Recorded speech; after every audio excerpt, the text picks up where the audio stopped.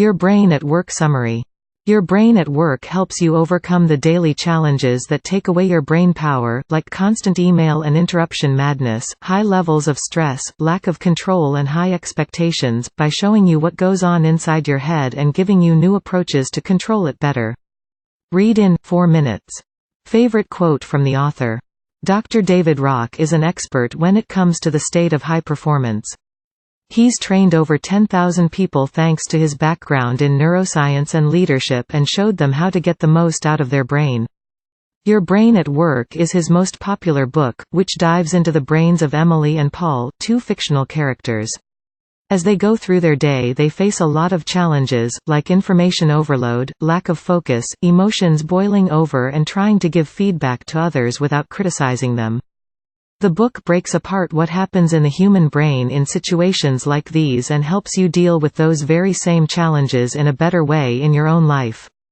Neither Emily nor Paul have made it into Blinkist's summary of the book, but there's still a lot to learn from it. Here are the 3 lessons I liked best. Your ability to think is limited, so don't multitask. When you compete against your own self from the day before, you boost your brain power. Don't give feedback, help others find the answer on their own. Ready to kick your brain into the next gear? Time to learn. If you want to save this summary for later, download the free PDF and read it whenever you want. Download PDF. Lesson 1. Your ability to think is limited, just like your willpower, so remove distractions and don't multitask. You might know that your willpower is limited, and that all you can do to get it back after a long tiring day is rest, get plenty of sleep and recover. Well, your ability to think and solve problems is the same. A study way back from 1898 had its participants exert physical force on something called a dynamometer, while solving a tough mental task in their head. When people thought hard about the problem they had to solve, they lost up to 50% of their physical force. Yes, thinking is exhausting, and eventually, your brain needs to take a break. Things get even worse if you multitask. Lucky for you, I wrote the #1 guide on the web to stop doing it. It lowers your IQ by up to 10 points. The effect is similar to missing a night's sleep and is caused by your brain being in alert mode for too long, until it loses its grip on things. Rock suggests 2 solutions to this. Ruthlessly prioritize your tasks, which is a thinking act in itself and will take a mental toll, so do it in the morning when you're still fresh. Turn your most important tasks into habits and let them run on autopilot, thus conserving energy. Lesson 2. When you compete against your own self from the day before, you boost your brain power. Ha, I told you I was right. Feels good to say that sometimes, right? Of course. You can admit it. It's okay. We all crave a little status sometimes. That's why we buy fancy designer clothes, spend hours arguing with our friends about who's right, and feel better when we see someone who's a few steps behind us in their journey. That's because feeling a sense of elevated status leads to higher dopamine and serotonin levels, 2 of your happiness hormones, and lower cortisol levels, a stress hormone. This even helps you think better, because thanks to those hormones, your neurons can connect faster, meaning you take less time to process information. Some computers have an overboost function, where the processor can go beyond its usual speed for a little while. This is similar, but it's your brain on steroids we're talking about here. Here's where it gets interesting, because your brain uses the same neurons to perceive yourself as it does when it assesses other people. You can just increase your status over your own, past self, and trigger the same effect.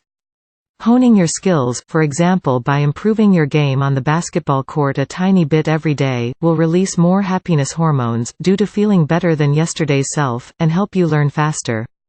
Talk about a life hack, eh? Lesson 3. Instead of giving direct feedback, help others see the solution on their own. Yes, we all need some tough love sometimes.